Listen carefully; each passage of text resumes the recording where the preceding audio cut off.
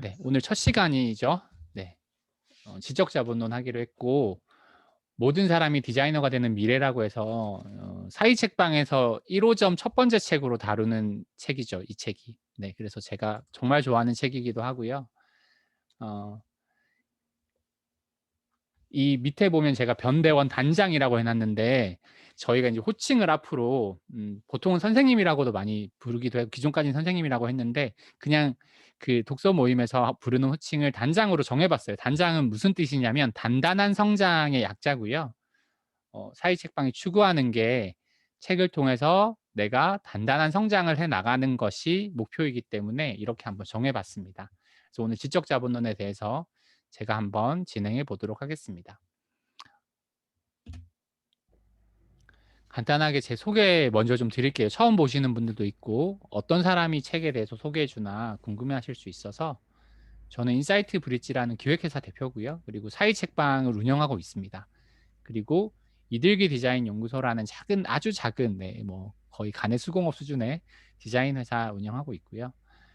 그리고 예전에 이제 경제 칼럼을 많이 썼었어요. 제가 저 밑에 보면 나오지만 증권 정보 채널이라고 지금 다음에 아마 1위인 걸로 알고 있는데 증권 정보 채널이라는 주식 카페를 대학생 때 만들어서 그게 제가 운영할 때는 이제 2위까지 했었거든요. 그래서 그렇게 운영하다 보니까 이런 경제 관련된 주식 관련된 책도 내게 되고 경제 관련된 칼럼들을 20대부터 꾸준히 이제 써왔었어요. 그래서 경제 비타민, 뭐 현대자동차, 뭐 KRX 이런 곳에 이제 기고를 했었고요. 그리고 이제 최근에는 독서 강의 그리고 이제 글쓰기 강의, 이제 오직 읽고 쓰는 기쁨 같은 글쓰기 강의도 하고 있고 슈퍼 리딩 데이라고 해서 저희 독서 모임에서도 한번 하려고 생각하고 있는데 하루 종일 시간을 내고 핸드폰 끄고 하루 종일 한 최소 6시간에서 10시간 정도 책 읽는 그런 프로젝트거든요. 이거 해보신 분들은 굉장히 좋다라는 거 느끼실 거고 하루에 최소한 제일 못 읽으시는 분이 3권 이상 읽어 가시는 그런 독특한 또 프로그램이 있어요. 그래서 그런 것도 나중에 한번 기회가 되면 소개해 드릴게요. 그래서 독서에 대한 책은 꼭 끝까지 읽어야 하나요라는 책을 재작년에 냈었고요. 그리고 이전에 20대 때 주식 투자 관련된 책을 내고 이제 또 2011년, 2014년에 또 개정 증보판이 또 나오고 이런 식으로 책을 써왔습니다. 요거는 이제 소리는 껐지만 다 같이 한번 직접 소리 내서 읽어봤으면 좋겠어요. 이게 저희가 독서 모임에서 추구하는 어떤 하나의 철학 같은 거라서 비록 서로 들리지는 않지만 같이 한번 읽어봤으면 좋겠습니다. 저도 같이 읽겠습니다. 시작. 이곳에서 나의 단단한 성장이 시작됩니다. 책에서 배운 만큼 행동하겠습니다. 아까 처음에 말씀드렸다시피 이제 그냥 책에 대한 나눔하는 것도 좋고 다 좋지만 저는 책을 통해서 성장하지 않으면 안 된다라는 생각을 하고 있어요. 독서를 한다는 게 무언가를 알아가는 것도 있지만 무엇보다도 나 자신에 대해서 발견하고 알아가고 또 성장하는 것만큼 큰 기쁨이 없잖아요. 그리고 또 책을 많이 읽으셨는데 변화가 없는 분들이 있죠. 네. 뭐 물론 각자 그런 시기들이 있을 수도 있고 그거는 다 배운 만큼 행동하지 않아서인 것 같아서 저희는 이제 올해 1년 동안 함께 하기로 했는데 경제 경영 도서 아무리 많이 읽어 봐도 내 사업에 내가 하는 일에 적용하지 않으면 전혀 발전하지 않거든요. 그래서 하나라도 책을 읽고 하나라도 내가 적용할 수 있는 거 얻어가고 '아 내가 이 책에서 배운 이거를 내 사업에 적용해서 정말 내 사업을 더 발전시켜야겠다. 지금 내가 하고 있는 이 일에서 이 책에서 배운 이 내용을 내가 적용해서 '아 내가 좀 더 나를 성장시켜야 되겠다.' 이런 마음으로 모임에 임해 주셨으면 좋겠습니다. 자 인제 본격적인 책 얘기로 들어가 볼게요. 자 먼저 서장입니다. 이 좀 책 디자인이랑 비슷하게 제가 PPT를 만들어 봤어요. 그래서 이 책의 전체적인 구조는 서장 그리고 기승전결로 돼 있습니다.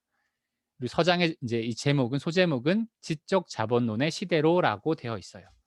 자 과연 지적 자본론에서 말하는 이 지적 자본의 시대란 뭔지 한번 같이 고민해 보도록 하겠습니다. 제일 먼저 나오는 얘기가 인제 이 둘 다 인제 매장이란 한자로 매장이란 뜻인데 이 매자가 이제 저희가 흔히 매매라고 하죠. 사고 파는 걸 매매라고 하는데 왼쪽의 매자는 살매자고요. 오른쪽의 매자는 팔매자입니다. 그래서 이 책에서 서장에서 그런 얘기를 해요.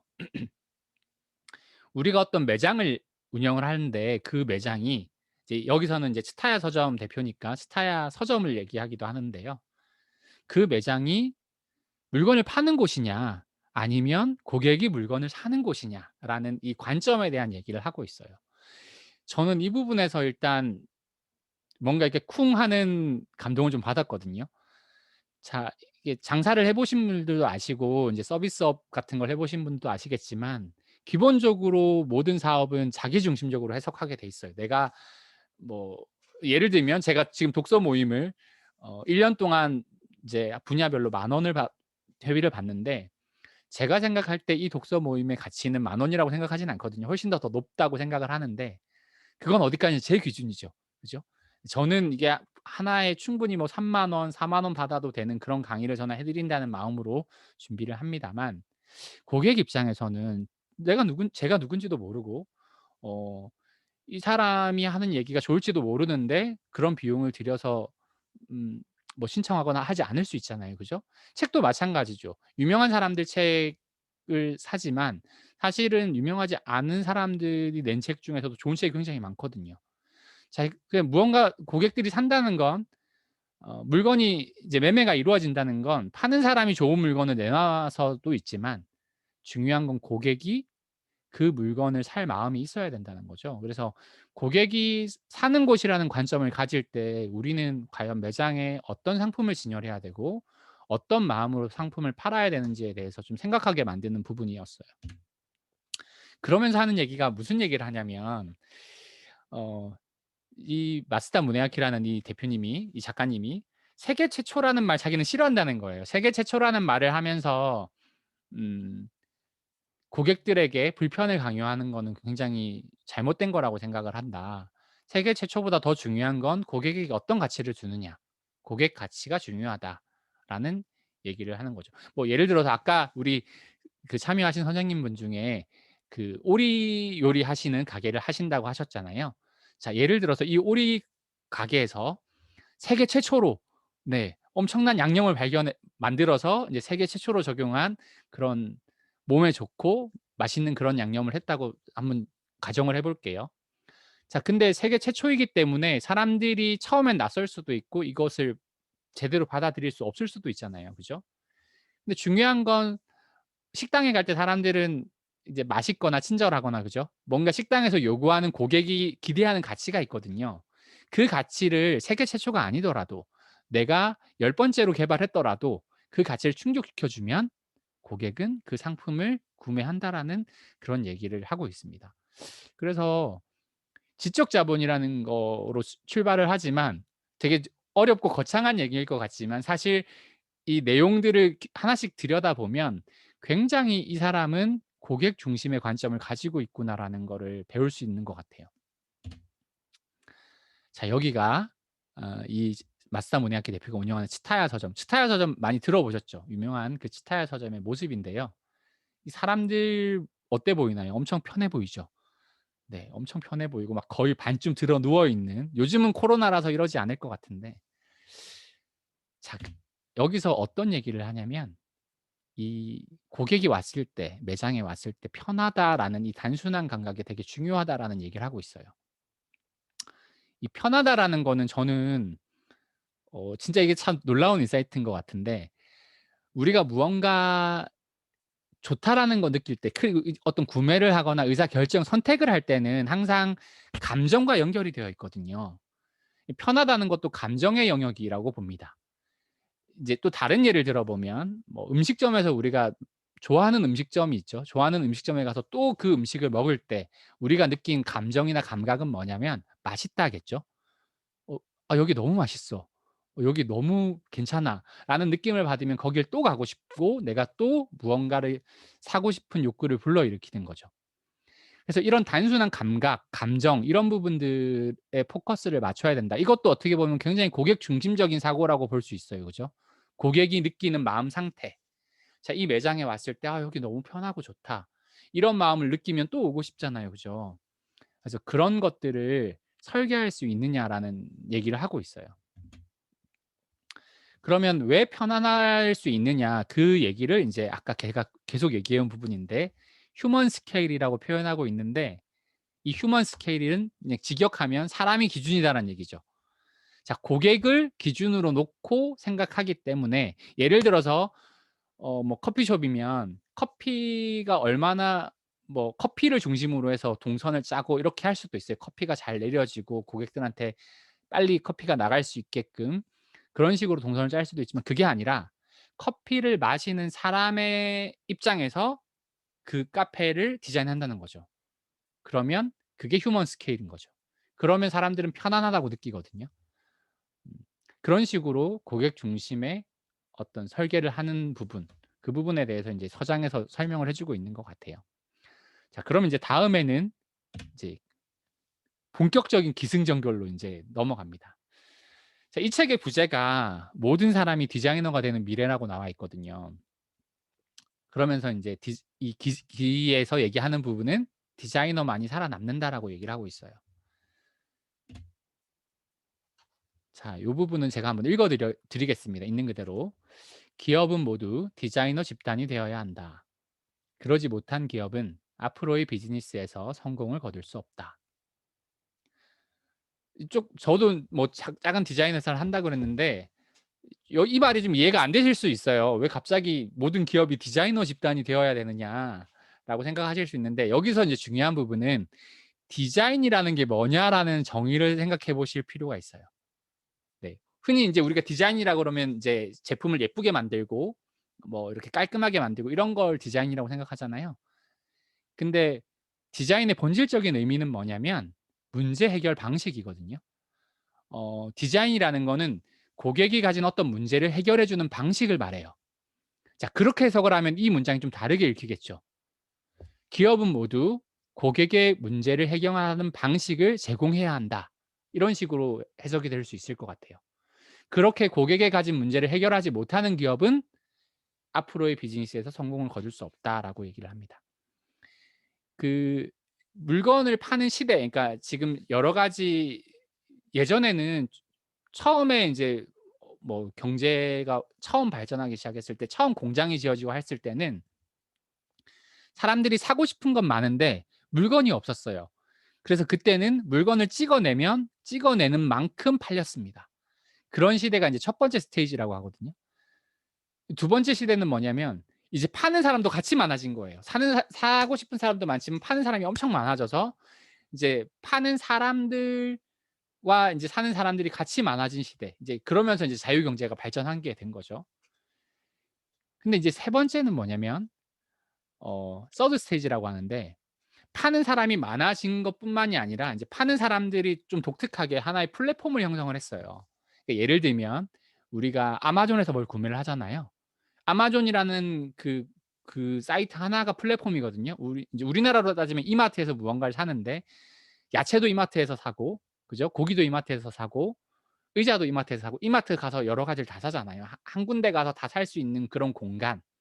그런 공간이 하나만 있으면 예전에는 거기서 모든 걸 다 살 수 있는 그런 시대였는데 시대가 바뀌면서 어떻게 됐냐면 그렇게 파는 이마트 같은 매장이 많아진 거예요. 그러니까 플랫폼 자체가 많아졌다고 얘기를 해요.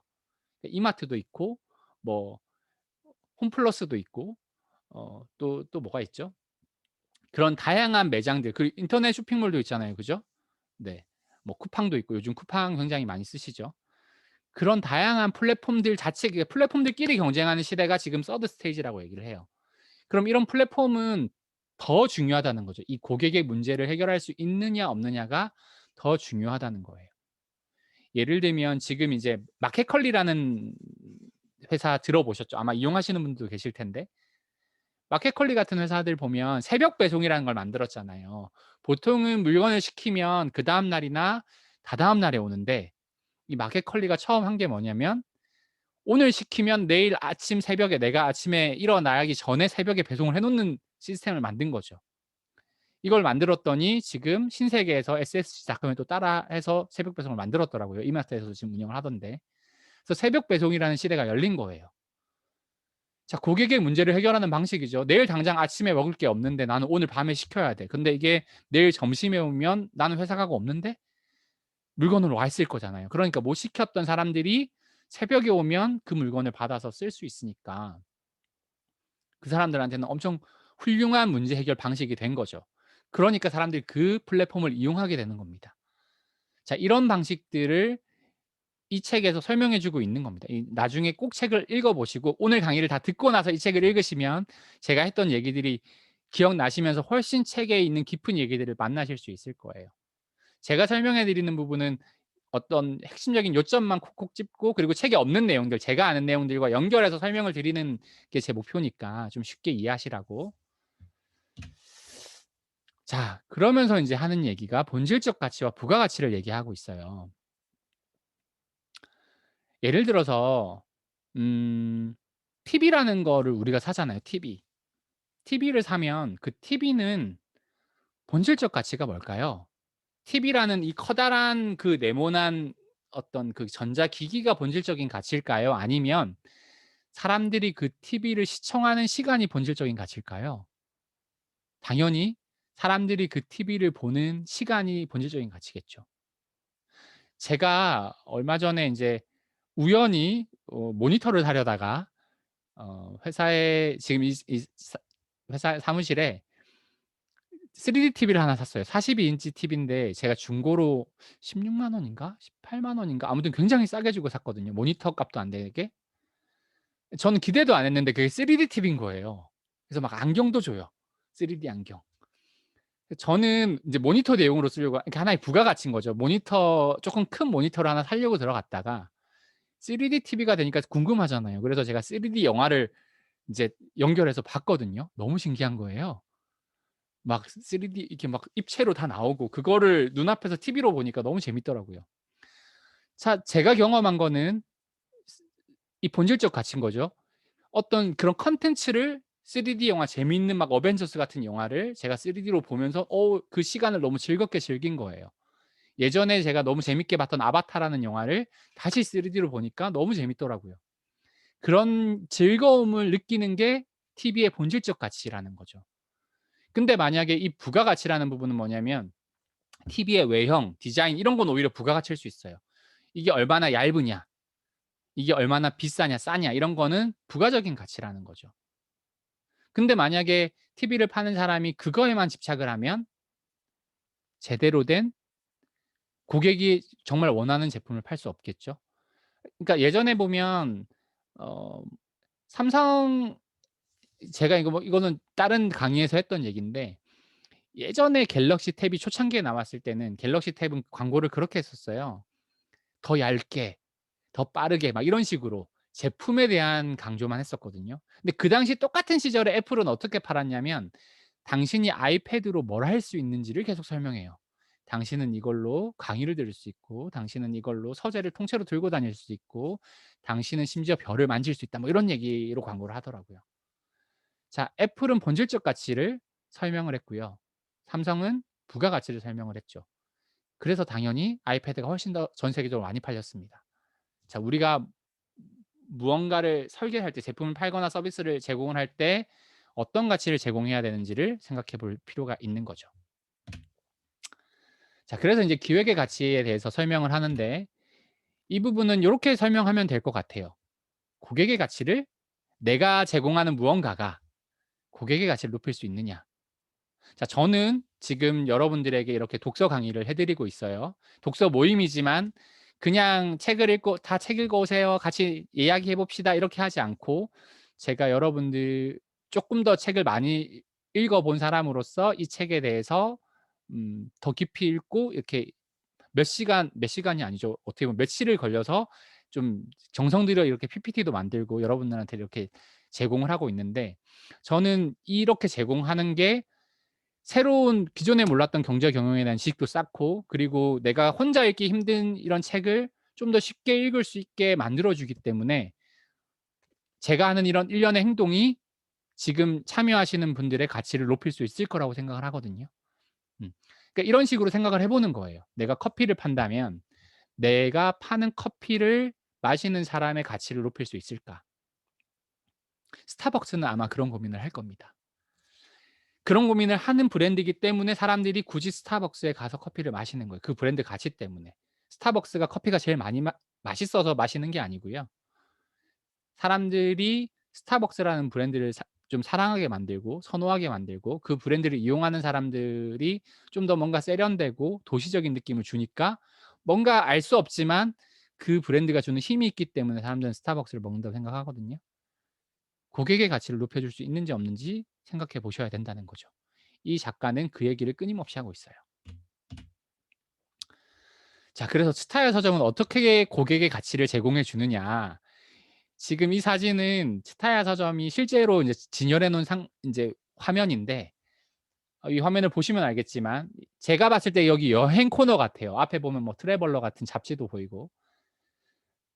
이게 서점의 책방 코너예요. 근데 이렇게 와인도 있고 비누도 있고 막 뭐 되게 특이하죠, 구조가. 자, 츠타야는 어떻게 팔고 있냐면 그 책에서 인제 이게 여행 코너라면 그 여행지에 가서만 살 수 있는 특산품을 가지고 와서 같이 파는 거예요. 그 책을 읽은 사람이 이 책 읽었더니 거기에 그거 너무 먹고 싶어. 그 와인 너무 먹고 싶어. 거기서 얘기했던 그 비누 그거 나 너무 쓰고 싶어. 그걸 같이 파는 겁니다. 그러면 책 읽었던 사람이 그거 팔았는데 거기?" 하고 또 오겠죠, 여기를. 요거 사러.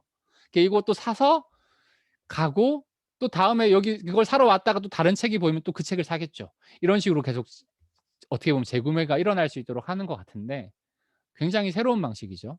이것 때문에 이차야 서점이 굉장히 이슈를 많이 얻었고 일본에서도 굉장히 유명한 서점이 되었고 다른 나라에서 이 서점을 가 보겠다고 여행하는 사람들이 생길 정도로 유명한 서점이 되었죠. 그래서 이런 얘기를 합니다. "내가 고객에게 무언가를 제안할 능력이 있느냐 없느냐가 중요하다."고 얘기를 해요. 예를 들면 제가 지금 저도 뭐 제 얘기를 할 수밖에 없으니까 독서 모임에 제가 경제 경영 도서 11 권을 추렸잖아요. 나름대로 제가 읽어 본 책 중에 가장 좋은 책들로 엄선을 했거든요. 정말 '이거는 정말 꼭 읽었으면 좋겠다.'라고 생각하는 책들. 하나의 제안이죠. 그죠? 1년 동안 11 권의 책을 같이 읽으면 성장할 수 있을 것 같다. 나한테 도움이 많이 될 것 같다. 저도 이렇게 같이 나누면 이거 들으시는 분들이 함께 나눔하신 분들이 1년 동안 굉장히 이 책을 통해서 많은 도움을 얻으실 것 같다라고 생각한 거죠. 근데 그렇게 정하지 않고 그냥 막 아무 책이나 막 계속하면 이 제한 능력이 없기 때문에 선택받지 못할 가능성이 더 크겠죠. 이제 그런 식으로 내가 무언가를 고객한테 제안할 수 있어야 된다는 겁니다. 이제 기 다음에 승이에요. 기승전결. 승. 승에는 이제 책에 대해서 나와 있어요. 이제 이 작가님이 그 서점 대표다 보니까 뭐 서점 대표이기도 하고 CCC라는 기획회사 대표예요. 제가 이 작가를 왜 좋아하는지 아시겠죠? 저랑 겹치잖아요. 그죠? 기획과 책을 좋아하는 사람인 거죠. 저한테는 약간 롤모델 같은 사람인 것 같아요. "책이 혁명을 일으킨다."라는 얘기인데 자, 앞에 했던 여러 가지 얘기들을 이제 묶어서 그러면 서점에다가 포커스를 맞춰서 설명하고 있습니다. 서점이 파는 건 뭐냐 그러면? 서점은 무엇을 팔고 있느냐? 근데 여러분들은 서점을 안 하시잖아요. 이게 내용이 필요 없을 거라고 생각하실 수 있는데 그렇게 생각하시면 안 됩니다. 이 서점이 물건을 파는 거는 가장 힘든 제품 중에 하나예요. 서점에 이 책을 판다라는 거. 책은 여러분들 아시겠지만 자기가 정말 관심이 없으면 사지 않거든요. 아무리 좋아도 아무리 싸도. 중고 서점에 보면 50 원짜리 책이 있어요. 50 원이라고 여러분이 그 책 사지 않거든요. 왜? 내가 관심도 없고 뭐 물론 몰라서 안 사셨을 수도 있지만 그만큼 책이라는 제품군이 독특하죠. 그래서 이 서점이 무언가 파는 방식을 배우면 내가 음식을 팔든 내가 뭐 어떤 강의를 팔든 모든 내가 하고 있는 모든 분야에 적용해서 판단하실 수 이게 적용을 해 보실 수 있을 것 같아요. 그래서 고런 관점에서 한번 들어보시면 도움이 될 겁니다. 자, 서점이 위기라고 하는데 일본은 참고로 세계 2위 출판 대국이거든요.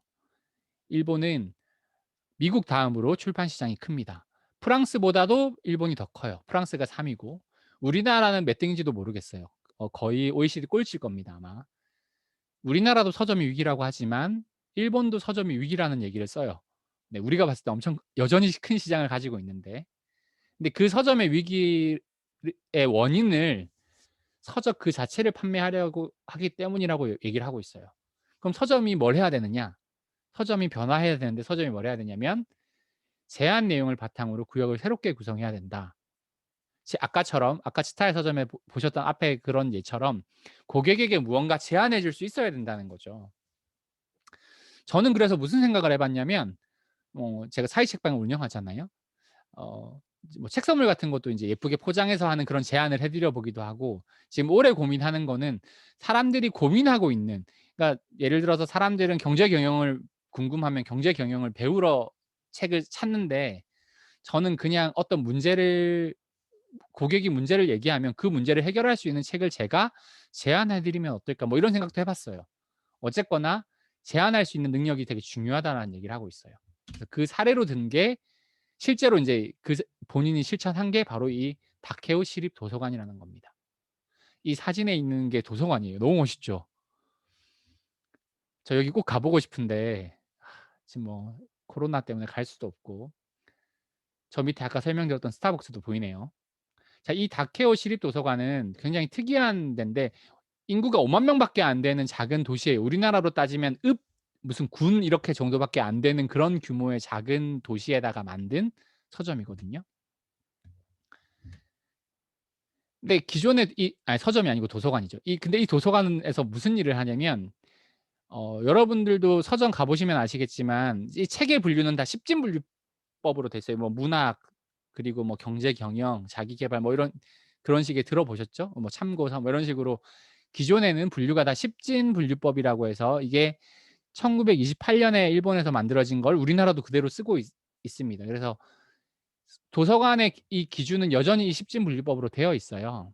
근데 이거를 무려 22종 분류법으로 바꿨습니다. 무려 18만 권을 다시 다 재분류를 했대요. 아까 얘기했던 제한 능력이죠, 제한 능력. 그러니까 도서관이지만 사람들이 원하는 고객의 휴먼 스케일에 맞춰서 사람들이 원하는 방법, 궁금한 거에 맞춰서 우리가 책을 다시 한번 분류를 해 보자라고 해서 재분류를 했대요. 그리고 이렇게 멋진 공간을 만들고 났더니 어떤 일이 벌어졌냐면, 요것도 인제 아래에서 찍은 화면이죠. 인구 5만 명밖에 안 되는 그 작은 마을에 지어진, 작은 도시에 지어진 이 도서관에 무려 1년 1 개월 만에 100만 명이 찾아오는 기적 같은 일이 벌어졌다고 해요.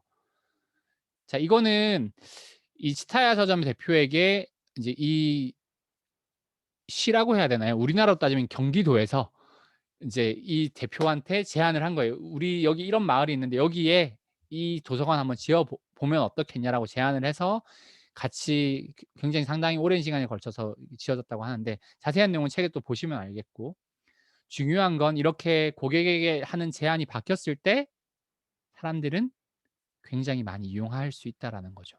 우리가 무언가를 할 때 굉장히 많이 도움이 되는 이야기겠죠. 자, 이제 다음에 전입니다. 전. 전에는 이제 사실 꿈만이 이루어진다라는 얘기가 나오는데, 여기서는 이제 오프라인 서점하고 온라인 서점이 어떻게 인제 싸울 수 있느냐, 뭐 이런 얘기를 하고 있어요. 이분은 오프라인 서점을 하고 있는 분이고, 그리고 여러분들도 아마 고민이 많으실 거예요. 저도 그런 고민을 많이 했었고, 제가 이 책을 또 지금 선정했던 이유 중에 하나가 이 고민이 여기 들어가 있어서이기도 합니다. 음 지금 코로나 때문에 다들 온라인으로 해야 되는, 저도 온라인으로 인제 하고 있고, 온라인의 경쟁력을 갖추는 게 굉장히 중요한 시대가 돼 버렸는데, 그럼에도 불구하고 오프라인 매장은 여전히 살아남을 거라는 거죠. 그러면 이 오프라인 매장을 운영하는 사람들은, 뭐 아까 식당 하시는 분도 계셨고 아마 다른 또 오프라인에서 무언가를 하시는 분들이 계실 텐데, 이 오프라인에서 무언가를 하는 사람들은 어떻게 경쟁력을 갖출 수 있는지 이 책에서 설명해 주고 있어요. 자, 제일 처음에 얘기하는 건 이제 오프라인의 어떻게 보면 음 단점인데, 온라인은 진열 공간에 제약이 없죠.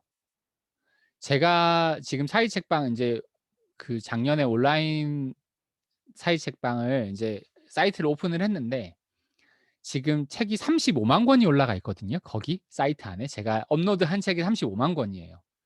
지금 이제 이 보시는 이 화면에 나오는 요 공간에 제가 책이 한 3천 권 있는데, 이건 뭐 거의 제 소장용 책, 파는 책보단 거의 다 제 소장용 책이지만 고작 3천 1% 밖에 안 되잖아요. 그죠?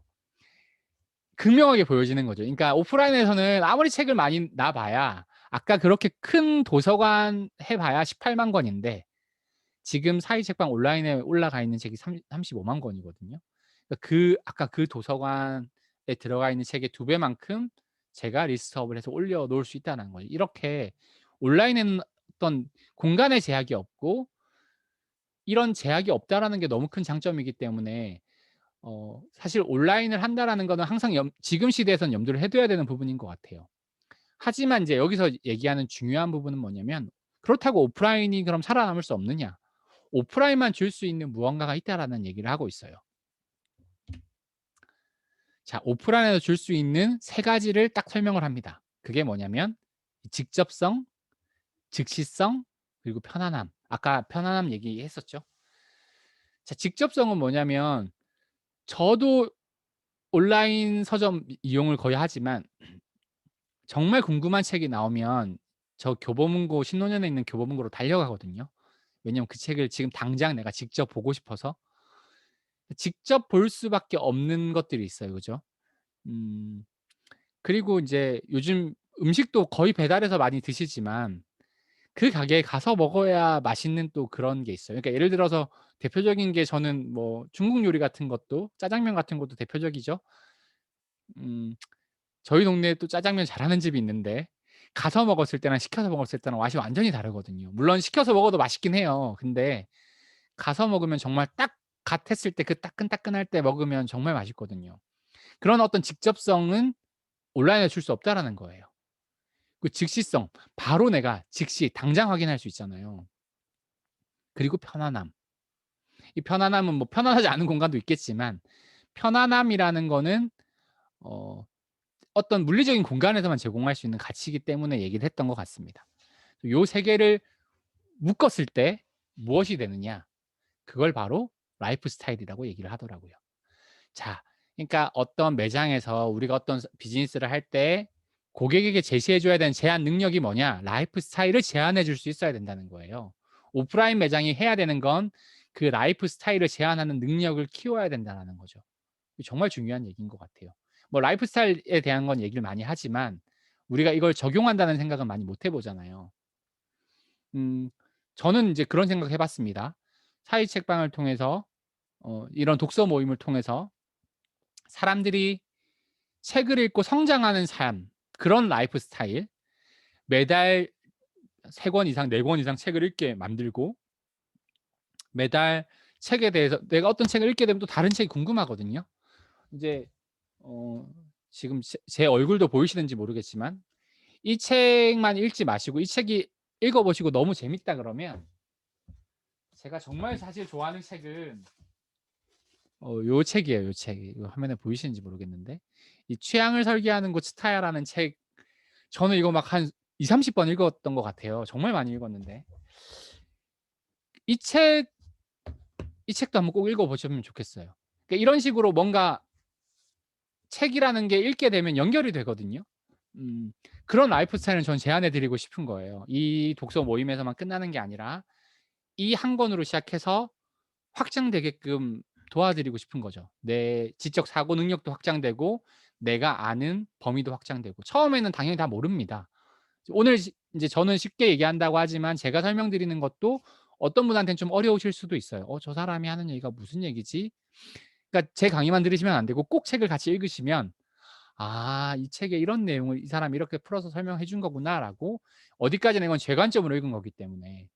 그래서 여러분들도 하는 일에 어떤 라이프 스타일을 제안할 수 있으면 어떨까, 그런 생각을 해 보고요. 그리고 이 책에서 제가 제일 좋아하는 문장이 이 문장이에요. "누군가가 꿈꾸었던 것이 현실 세계에 나타나는 것, 그것이 이노베이션이다." 자, 이노베이션을 보통 이제 혁명이라고 그냥 직역하면 혁명이죠, 혁명.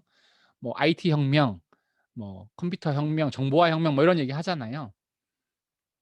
근데 혁명이라는 게 엄청 거창하고 뭐 우리가 할 수 없는 그런 게 아니라, 누군가 생각하고 꿈꿨던 것을 현실 세계에 딱 보여주는 그게 혁명이다라는 얘기를 하는 거예요. 저는 여기서 너무 큰 인사이트를 얻었고 좀 충격이었거든요. 한 번도 혁명을 그렇게 생각해 본 적이 없었는데 사람들이 생각하는 것들, 그러니까 예를 들면 저는 뭐 대표적인 케이스가 아이폰 같은 거라고 생각하는데, '언젠가는 핸드폰으로 모든 걸 다 하는 시대가 오지 않겠어?' 뭐 이런 얘기를 아주 예전에 막 20년 전에도 하긴 했었어요. 그죠? 누군가는 그렇게 생각을 한 거죠. 근데 그 생각한 걸 현실에 딱 내놓은 사람이 스티브 잡스잖아요. 그걸 아이폰이라는 제품, 작은 이 스마트폰 하나에 스마트폰을 처음 어떻게 보면 만든 거죠. 인터넷도 할 수 있고 음악도 들을 수 있고 뭔가 전화도 받을 수 있고 어떻게 보면 작은 컴퓨터 하나를 들고 다닐 수 있게끔 만들어 준 게 이제 이 스마트폰의 시작인데, 누군가 생각한 걸 그렇게 만들어 내는 게 이노베이션이라는 거죠. 거창한 게 아니라는 겁니다. 되게 중요해요. 내가 뭔가 작은 일을, 내가 하는 일이, 뭐 저는 서점을 하니까 이 서점에서 누군가 '이런 게 있었으면 좋겠어.'라고 생각하는 걸 제가 해내면 그게 바로 혁명이라는 거죠. 음. 그래서 여러분들도 '내가 하는 일에서 과연 어떤 식의 혁명을 할 수 있을까? 사람들이 이 분야에서 무엇을 꿈꿀까? 뭘 해 줬으면 바랄까?' 이런 걸 생각하고 그걸 내가 구현해 내면 그게 사람들한테 굉장히 큰 반향을 일으키고 센세이션을 일으킬 수 있다라는 얘기로 볼 수 있습니다. 자, 이제 마지막이에요. 결입니다, 결. 회사의 형태는 메시지다. 어 이 말도 참 멋있죠. 그 미디어는 메시지라다라는 책이 있어요. 마셜 맥루한인가라는 사람이 쓴 미디어의 고전인데, 보통은 이제 미디어에서 얘기하는 컨텐츠를 우리는 메시지라고 생각을 하는데 그게 아니라 그 미디어 자체가 메시지라는 거예요. 근데 그 얘기를 한 번 더 꼬아서, 여기는 이제 이 회사 자체, 내가 어떤 사업을 하고 있으면 그 회사 자체가 메시지라는 거예요. 뭐 제가 처음에 사인 책방을 할 때 이 사인 책방은 누구나 할 수 있는 작은 책방을 전 꿈꿨거든요. 취미로 할 수 있는 책방. 그래서 그 작은 공간에도 책방을 할 수 있게 도와드린다는 게 제 생각이었는데, 어 그런 취지로 누군가는 인제 아무도 하지 않았던 사업인데 제가 그런 사업을 시작했으면 요 사업을 하는 것 자체가 하나의 메시지가 될 수 있다는 거죠. '아, 저렇게 책을 좋아하고 저렇게 책으로 사업을 하는 사람도 있을 수 있겠구나.'라고 그 내용에 어떤 영감을 받으실 수 있는 분도 있을 수 있고요. 그래서 결론도 역시 고객으로 돌아갑니다. "해답은 항상 고객에게 있다."라고 얘기를 하는데, 자, 이게 치타야 서점에 있는 토 약간 중간 통로라고 해야 되나요? 서점 건물의 중간에 저렇게 통로를 만들어 놨어요. 심지어 하늘이 보이고 창문에 하늘이 이렇게 야외 풍경이 비치고 저렇게 나무까지 심어 놨어요. 저기에 책 하나 더 올려 놓고 팔 공간도 부족한데 저렇게 자연을 느낄 수 있는 공간을 만들어 놨거든요. 어떻게 보면 굉장히 비효율적이죠. 근데 이 작가, 이 대표의 철학은 좀 다릅니다. 이 효율이라는 거를 이렇게 설명을 해요. "고객이 배제된 효율이 무슨 소용이 있느냐. 고객이 와서 편안함을 느끼고 이 공간이 '아, 너무 좋다. 여기 오니까 너무 힐링된다. 여기 오니까 뭔가 책이 더 잘 읽어진다.' 이런 마음을 주게 되면 고객은 그 공간을 더 사랑할 수밖에 없게 된다는 건데, 저 공간을 굳이 더 효율적인 그냥 매출 증대용으로만 쓴다면 고객이 외면한다는 거죠. 당장 매출이 오를지는 모르겠지만. 그러면서 결론적으로 이런 얘기를 합니다. 자, 고객이 아닌 다른 장소에서 가져온 해답은 결국 독선적인 의견일 뿐이다. 예컨대 자연만큼 비효율적인 것은 없다. 하지만 고객에게 줄 수 있는 상쾌함과 설렘은 효율보다 훨씬 중요한 행복이다. 라고 얘기를 하고 있어요. 이 행복이라는 개념을 얘기하고 있죠. 행복. 사람들은 누구나 행복하고 싶어 하잖아요. 자, 고객의 행복에 포커스를 맞춰서 물건을 파는 곳이라면 정말 거기는 사랑하게 되지 않을까요? 그죠? 네. 우리가 무언가를 할 때 경제 경영 첫 번째 도서지만, 뭐 경제를 알고 경영을 알고 뭐 효율을 알고 하는 것도 되게 중요하지만, 제가 이 책을 첫 번째로 고른 이유는 사업을 하는 관점에 과연 우리가 어디다 둘 것인가. 우리가 무엇에 포커스를 맞추고 '내가 하는 일을 사람들에게 알릴 것인가.'라는 걸 생각해 볼 필요가 있어서 이 책을 골랐고, 이 책의 결론 부분에서 얘기하는 것처럼 사람들이 행복할 수 있으면 되는 것 같아요. 무언가를 하는 게 사람들을 기쁘게 하고 성장하게 하고 행복하게 하고. 자연은 굉장히 비효율적이지만 자연만큼 사람을 행복하게 하고 힐링해 주는 건 없잖아요. 그래서 이 치타야는 자연 채광, 그리고 야외 주차장, 그리고 아까 보신 것처럼 그런 통로 같은 거 만드는 거에 굉장히 많은 에너지를 쏟고 있어요. 그리고 심지어 조명 같은 것도 굉장히 최대한 자연광을 담으려고 노력하더라고요. 그런 부분이 '참 멋있지 않나.'라는 생각이 들고 '우리가 배울 점이 참 많은 것 같다.'라는 생각이 듭니다. 자, 이 책에 대한 서머리는 여기까지고요. 다 같이 이제 한 20분 정도 같이 읽었으면 좋겠어요. 지금 딱 인제 50 분, 제가 생각했던 것보다 제가 한 10분 오버했네요. 네.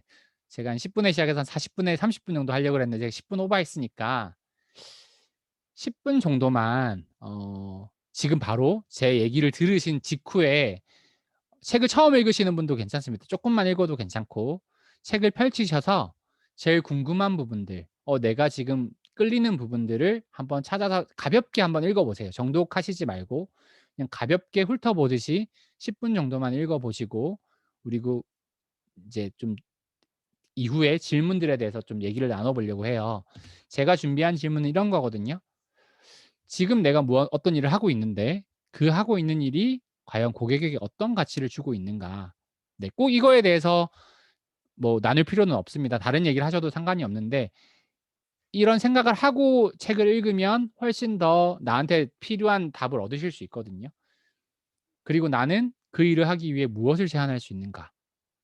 이 두 가지만 해결이 되면 진짜 사업의 가장 큰 고민거리를 해결할 수 있을 것 같아요. 이 책에서 얻을 수 있는 인사이트거든요. 나는 내가 고객한테 줄 수 있는 가치는 뭐고, 그럼 나는 그걸 어떤 식으로 제안할 것인가. 너무 중요한 거죠. 이거를 우리가 지금 한 10분 정도만 같이 책을 읽으면서 한번 나눠 보면 좋을 것 같습니다. 지금 다 뭐 영상도 꺼져 있고 음소거 되어 있으시니까 제가 말씀드릴 때까지 지금 5시 52 분이거든요. 6시 2 분까지 10분 정도만 같이 책을 읽고, 그리고 간단하게 우리 여기 모인 분들만 책에 대해서 느낀 점, 그리고 오늘 강의에서 혹시 느낀 점, 그리고 내가 생각했던 나에게 적용할 수 있는 부분들 좀 한번 나눠 보도록 하겠습니다. 그럼 저도 잠깐 이 음소거를 여기 마이크를 끄고 10 분간 같이 책을 읽도록 하겠습니다.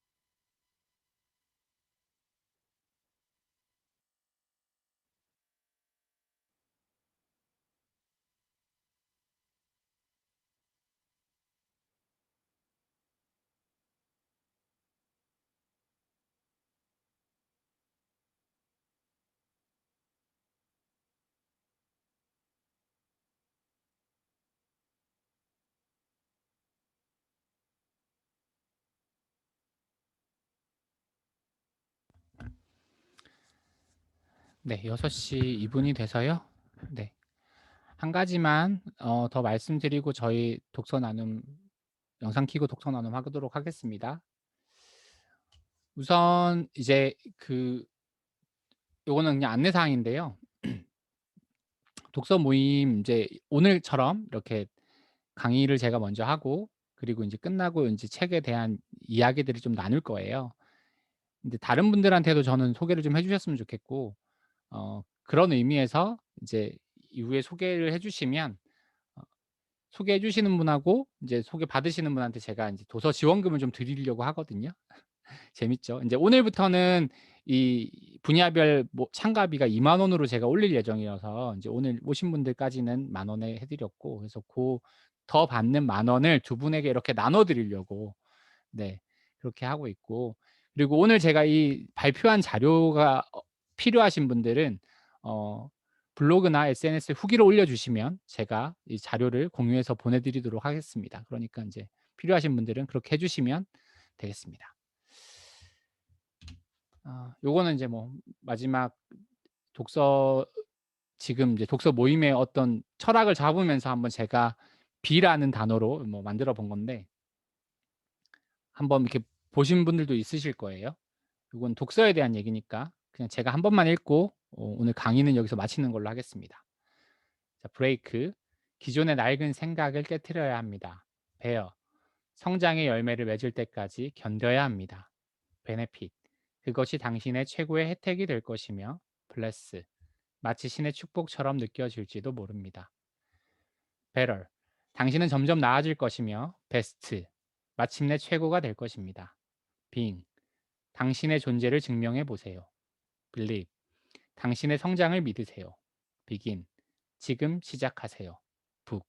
당신에겐 책이 있습니다.